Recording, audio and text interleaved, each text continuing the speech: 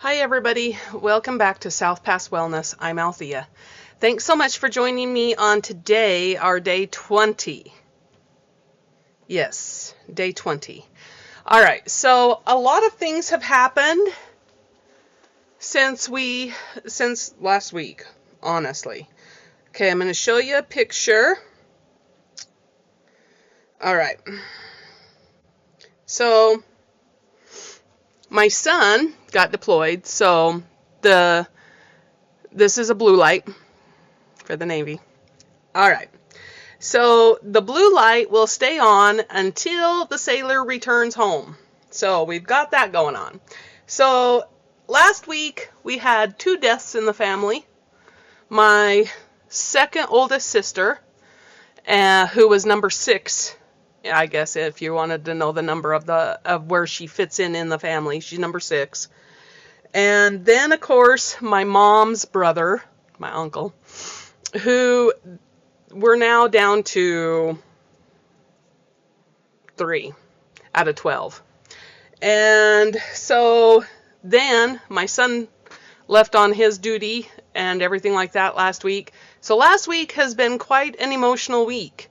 It was very interesting because I needed a couple of days to kind of go through the beginning of this, and it occurred to me yesterday that this is exactly what this channel was designed for, was to go through processes for emotional wellness. And so yesterday it occurred to me that I had made a video, one of the very first videos on South Pass Wellness, about grief.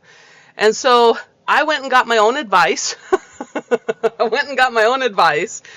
And I was like, that's very interesting because at the time that I was making that video, it was for if something happened to you, right? Or to an individual. This was some great things to have for you and readily available. But, we never think about end of life things until, we're experiencing them, right? And some of us, by then, it's too late. And so yesterday I was in listening to families talk and everything like that, and in different discussions with different family members, is kind of do you have stuff set up? One thing is that all the devices nowadays have passwords. Does your family know your passwords in order to get into your items if they need it? Because there's one particular family member that was in my sister's phone that was the only contact information, and how do you access that, if you don't have this stuff written down?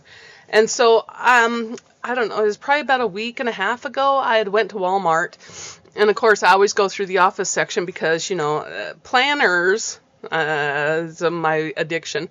Anyway, I found this one, a task planner, and I thought, I just had it sitting there, wasn't quite sure what to do with it. Let me show you the inside of it. So there's this page, and then there's this page, and I was like, what do I really want to do with this? So what I did was I went on and I printed out a list of things that maybe I had never thought of before that we need to make sure that we have in order. Because my biggest thing is I told my husband, I said, I want all of this stuff taken care of so that if the event should happen, that he or myself would just have time to just mourn, go through the process and mourn. Not have to worry about oh, I got to set this up and do I have that, blah, blah, blah. I would like to get as much of that taken care of as possible. And so I printed out, it was a comprehensive list. I have it. And I will go through this, and I decided that this is going to be the book that I will tell my kids that if they need any information, if something were to happen to me, this will be the book. My husband, if something were to happen to me, then this is the book with all of the information that, number one, he will need to know, because right now, as it stands, I am the person who takes care of the finances. And so I need to make sure that he has access to all that information if something should happen, so that he can carry on and everything like that and know where all the money is. And so those kind of things are very, very important. Now, I remember that when my mom passed, one of the things that happened is because she was on Social Security, they pay 1 month ahead, right? So they expect that money back. I don't know if you knew this. That was kind of like, what? Oh, okay. So there is an unexpected but known expense that some people may not be ready for. So when I look at our situation, Ted has retirement and also disability, which they pay, for him being in the service, they pay for him like 1 month in advance. So I need to make sure that there is that money in our account so that if that should ever happen to him, then without it being a big burden to me, then it's very important to be able to have that. Now, there's a couple of other things that were, a little surprising and stuff like that. With my mother's passing, that it was like, well, until you go through it, you don't know what there is. Sometimes medical expenses I had a friend that I'd never even thought about this before until this happened with her, but there was some medical expenses, and the medical people put the lien on the house to make sure that they receive payment. So, not that they shouldn't receive payment for what they did. They should get paid, but it's those kind of things that you don't know about that are very, very shocking and distressing in a moment of mourning. And so being able to look at these situations and kind of determine like, okay, how do we go through this?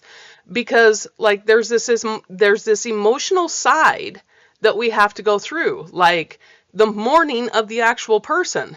So like with my sister, there's a lot of us still, and we all got asked to do, like our little parts. Like my brother's given the eulogy, so he reached out and wanted to have us all give stories. And of course, thinking about the stories, then you're like, you remember certain things. So one of the stories of my sister Janie is Janie was always like the very life of the party.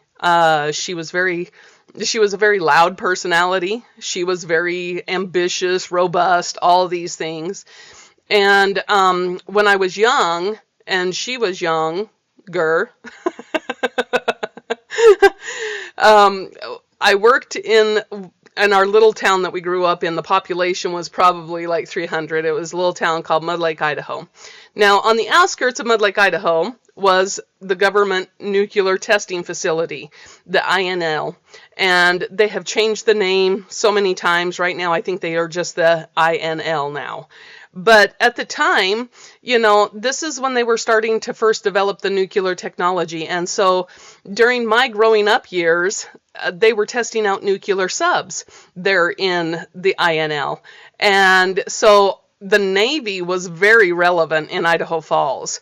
And you could drive down the streets and see all the sailors waiting to catch the bus to go out to the INL for their trainings. And they would stick them in the ground 6 months at a time in a nuclear sub to start training them on how to work all of this. And there had been an explosion, EBR-1. There was an explosion that literally, like, it was really bad. And so at the time that I worked at this little cafe in Mud Lake called the Oasis, it had a cafe and a bar. And my sister Janie, of course, worked in the bar. And they were, people drove through Mud Lake all the time to go to the INL that worked out there. And so, of course, they would always stop on their way home, have a beer or whatever, or drink, and then go on home. But, Janie was always like, whenever she worked, like the bar was full. It didn't matter. Monday, Tuesday, Wednesday, Thursday, did not matter. And if she worked on the weekend, it was twice as full. And I mean, I remember working in the cafe part and like hearing through the wall like how much fun they were having. And I couldn't wait to grow up and be in a part of that. And so there was a time when they were getting ready to test one of the nuclear reactors. They were going to bring it all the way up to see if they could bring it back down. Because, of course, in things like that, unfortunately, you have to test the limits or you don't know what's going on, right? Or how to handle it. So they were basically doing a stress test. And they did it successfully, obviously, because I am still here. But that night, celebration at the Oasis. Oh my gosh, celebration at the Oasis. And so afterwards, I asked Janie, I'm like, what was the big deal about this? Because, of course, I was only like 11 at the time. 10? 9? Yeah, and I was working for tips. That's it.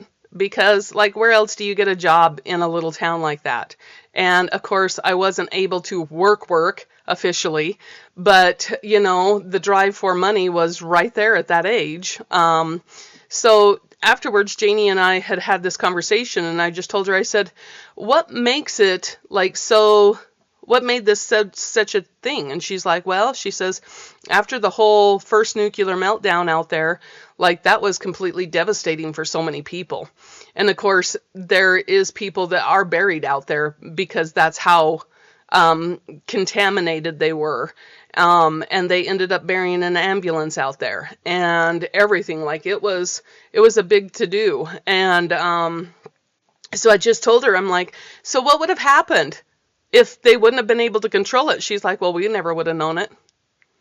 And she says tonight's celebration was all about them being successful and everything that they had practiced and knowing that they could handle it. And like it was kind of, it strikes me now that she's just like, that's what they were all there for. They knew that, having a good time here at the Oasis was one of the most important parts of the celebration, not just recognizing them that they were able to successfully complete all of that, but that they were able to finally just relax about it and knew that they could handle it.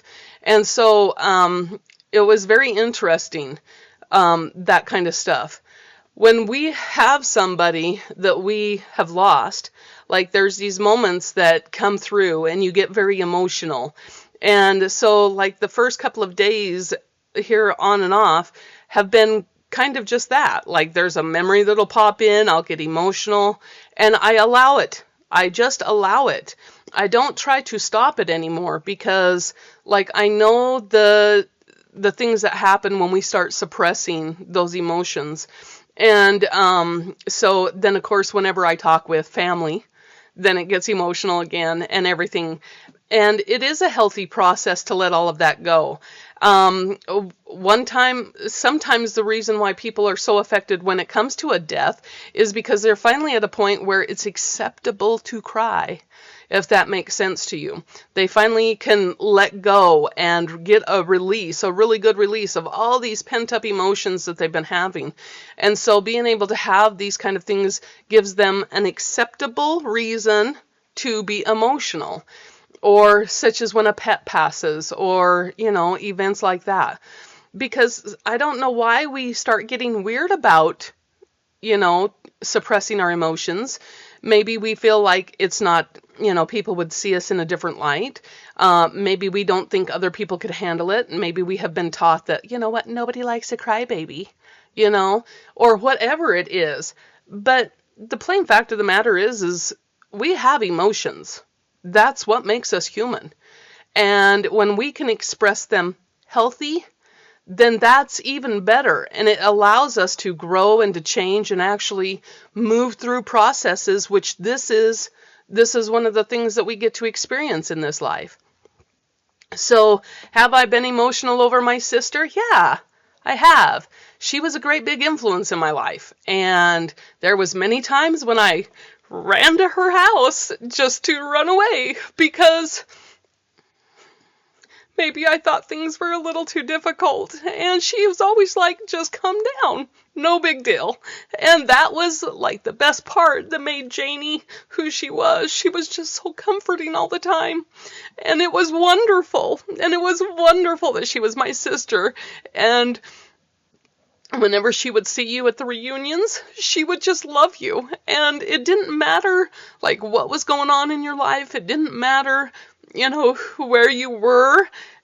She would just, oh, I just love you. And I just want you to know I love you. And it's important that you know I love you right where you're at. And, whatever you're going through, it's only for a little while. It's only for a spot, and it's okay.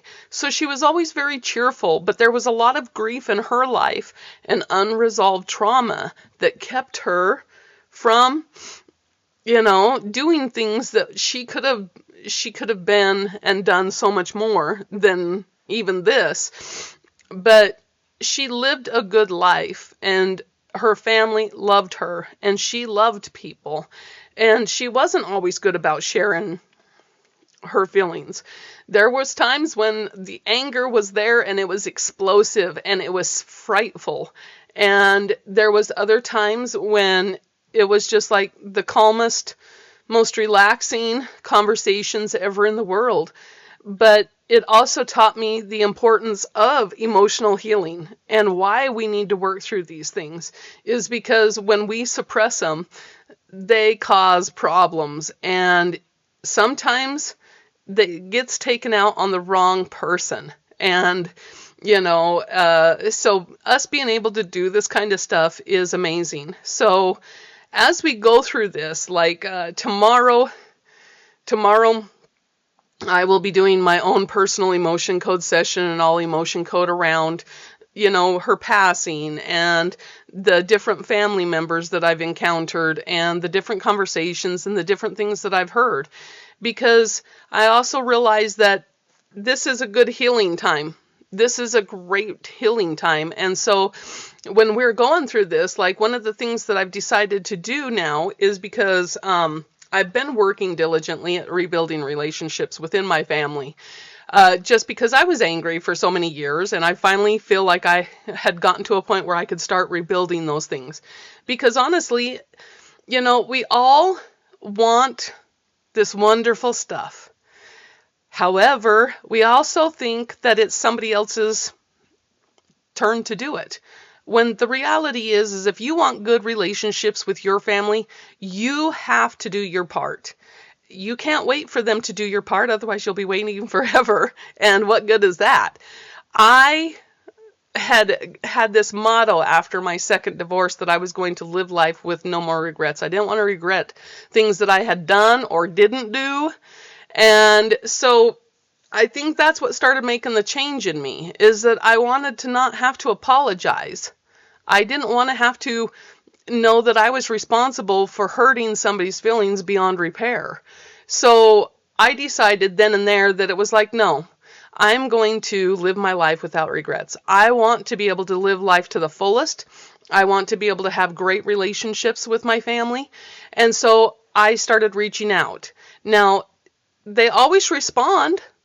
The family always responds. Whenever I reach out, it doesn't matter. Now, do they reach out? Yes, a couple of them do. And, but that's all you can expect when you're first starting this kind of stuff. It takes a while for the momentum to go. And unlike the family history, I've decided this momentum that I have going within the family, I want it to continue. Now, am I going to still be excellent at it all the time? No, probably not. But it's that trying every time. Also, I always was like, oh, I'm going to hire professional mourners for my funeral, because I don't think my family would be so kind as to just like fling themselves on my coffin to be like, oh, how are we going to live without Althea? So I need some professionals to do that. But it also, like, I'm looking forward to seeing my family. I'm looking forward to being with my brothers and my sisters and, being able to kind of have just them a few little moments together and that kind of stuff. And I expect it to go well. It'll be my first time to Texas, which I'm excited to see Texas. However, it's going to be for a very short moment, unfortunately. But it's okay. Right now, like being able to do this, like it's given me a whole bunch of experiences in this one little one. But I'm looking forward to spending time with family and everything like that this coming weekend. And so, if anything from this, I hope that you can also maybe have a different perspective on maybe something that's been troubling you. If you have something to talk about, let's talk about it. Because right now is the time to talk about it, why it's fresh and why it's happening. And, being able to use emotional wellness as a way to recover from so many traumas is one of the best things that you can do for yourself. So that is kind of what we're doing today. I'm using some of the sadness and grief as a positive direction to make sure that I'm thinking clearly about things that could happen and have ready and taken care of for me and my family. There's nothing worse than walking into a mess that you're like, oh, why didn't you just take care of this? And it is important to take care of that kind of stuff too. So with that, what are some things that you think about? I mean, sometimes let me explain that. We usually don't think about death and events circulating around death until death happens. So what are other situations that you're like, I haven't even thought about that until this event has happened? Let's get a conversation going, because you may be helping me think of a few things that I'm like, oh, that's a good idea. I should probably get that taken care of as well. Because while we can't prepare completely for it, we can prepare mostly for it to give ourselves the best opportunity for the emotional healing when the time is there. So put it in the comments. What are some events that have happened that you were like, oh, I should have been planning for that a little better? Let me know, and we'll get that conversation happening. Until next time, much love to you and yours, and I'm so thankful for you showing up today and paying attention. Please don't forget, of course, since this is a channel, I always have to put in here, don't forget to like and subscribe and give me the thumbs up on the video. And make sure that you initiate today is a great day. We'll see you later. Bye.